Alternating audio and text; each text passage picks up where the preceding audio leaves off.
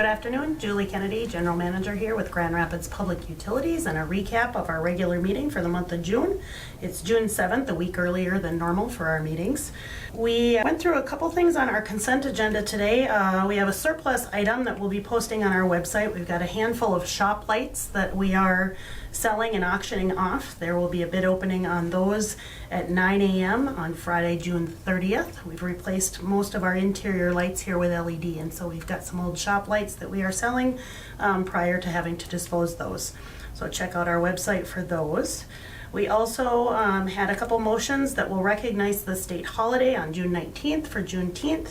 Our offices will be closed on that day as there is no public business allowed. So that was recognized. We talked a little bit, our ribbon cutting for our solar plus battery storage project is scheduled from 2 until 6 on June 29th. That's at the project site here on Airport Road. We will start at just after 2 with a program and talk a little bit about the project, how it got started, and now that we've been operating for almost a year here, really what it's done, and then we will offer tours for the rest of the afternoon. So please come on out and join us. We'll have some food trucks and some Kona Ice, I believe, will be there as well. So come on out and join us on that day.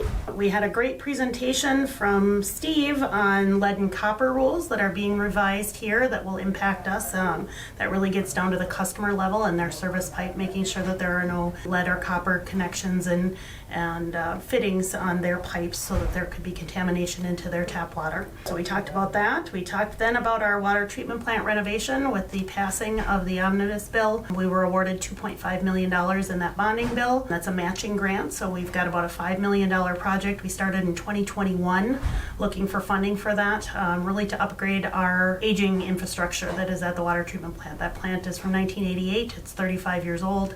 And all the pumps are outdated. There are much more efficient pumps that we can upgrade. A number of things that we're going to be doing at that facility, and so we'll get going on that here in the next month.